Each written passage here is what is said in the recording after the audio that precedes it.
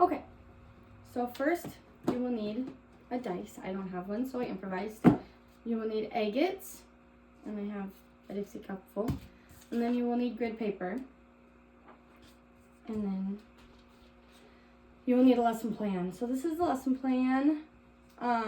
It's for kindergarten class, age 5 to 6. Content standard is understanding the relationship between numbers and quantities. So knowing the value of the number. So when you roll a 5, knowing that the value of the number is a 5. And then what you will do is roll the dice, and then it will be different. So for your average student, you will roll the dice, and then they will, with their partner, put that many rocks that they roll and try to get a straight line all the way across their board, either up, diagonal, however they want to do it. So then I would have my partner roll the dice. They got 1. So then they would take 1 agate and roll the dice.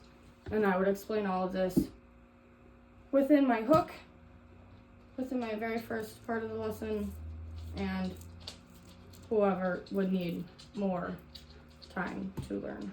And then for students who would be exceeding expectations with their partners, I would have them roll the dice. And then they would try to make a pattern with their partner. So I would say, hey Ryan, we are going to try to make a heart with our pattern. So I got 4, so I will take my 4 rocks and start with the corners of the, and it can be tricky because it's a grid, of the heart. And then my partner would roll, and then they got 2, so they would take 2 rocks, and they would have to finish. So already it's got the curve. So then for students who would be falling below expectations, I would have them work with their partner.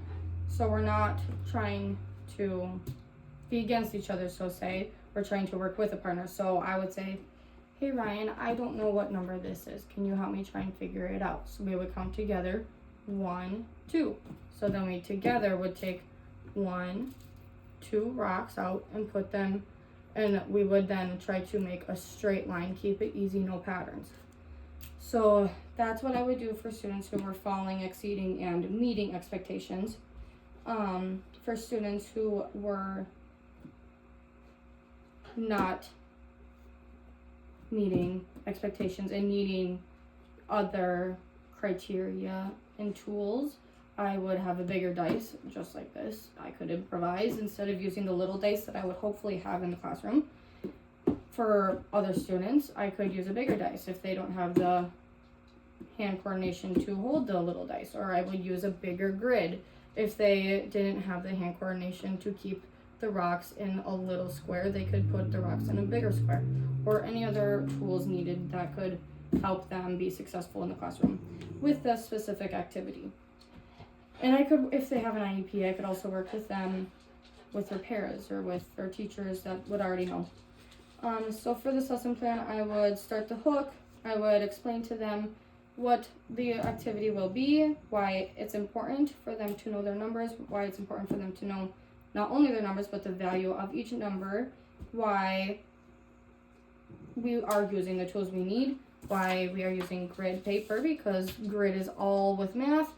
Rocks are in our everyday life. Rocks are very pretty. I collect these agates and they're very special to me, so I would also include that and make it a little personal to them and have them be respectful. It's also a very good lesson on sharing. You're sharing the dice, you're sharing the cup of rocks, you're sharing, you're taking turns. That's very good. With that, you're being respectful, you're being mindful, you are just being respectful, kind friends.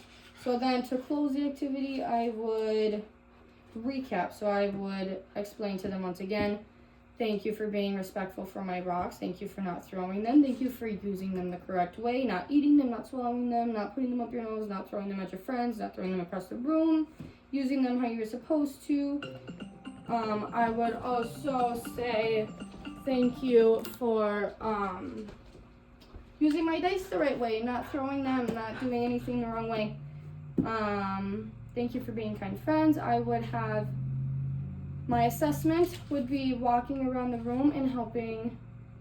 Well, first I would walk around the room, make sure everyone's doing a good job. If there's any questions, I would make sure that I answer them before I would start my assessment. But my assessment would just be visual.